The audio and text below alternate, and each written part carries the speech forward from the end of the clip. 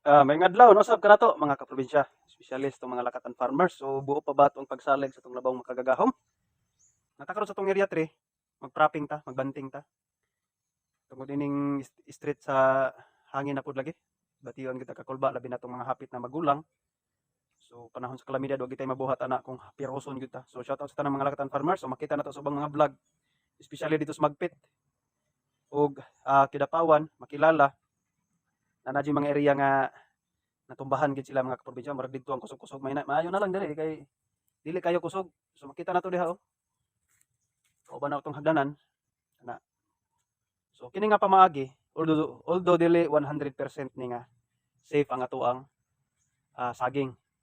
So sinundog lang po ni nato nya effective ang pud sa uban. Nakatry na kog pangbanting sa tong area to. Dako jud tabang mga kaprobinsya. Di lang nato mabutang sa 100% nga safe ang atoang saging. Once nga maigo kita kusog nga hangin, posible gyapon ni siya. Pero mas maleser ang iyahang mga damage. So di kapital pud baya ning atuang ah paglakatan mga kaprobinsya. So ipakita na ko sa inyo ha kung unsaon. Nasundog lang po din ako ha, disclaimer, dili ta eksperto. So shoutout tanan diha sa mga lakatan farmers nato. So ingani akong estilo mga kaprobinsya. Ginasaka gina ko ng hagdanan paingon dito sa pinakatumoy kana. Ginahikot na ko diha. Tapos i-connect na ko diri sa iyahang tapad nga punuan. Diri na ko ginahikot. Magatbang ni sila para pagabot sa hangin.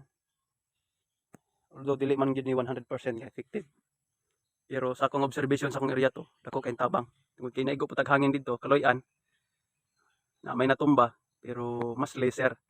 Di na to pwede parehas uban makita natong area nga hapiros gyud tanan tong walay mga banting. So kani, parehaan ni oh. Kana oh.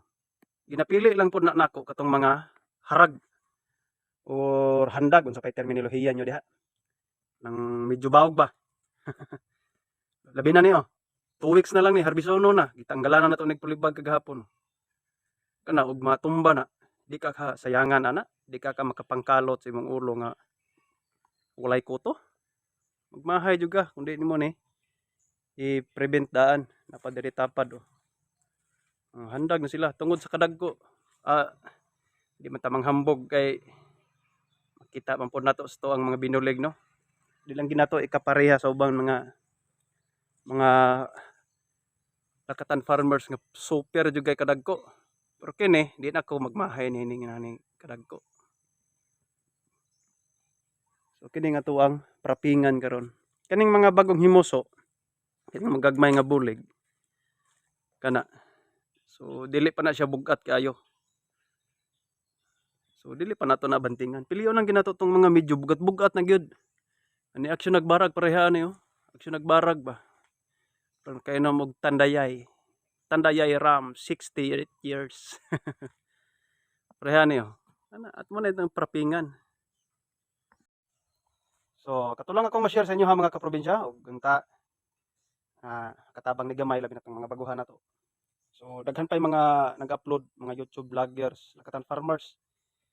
Mas didto ta makakaton labi na to sa mga naay kapital naay area nga dagko. Dito ta makakuha technique labi na kay Sir ni.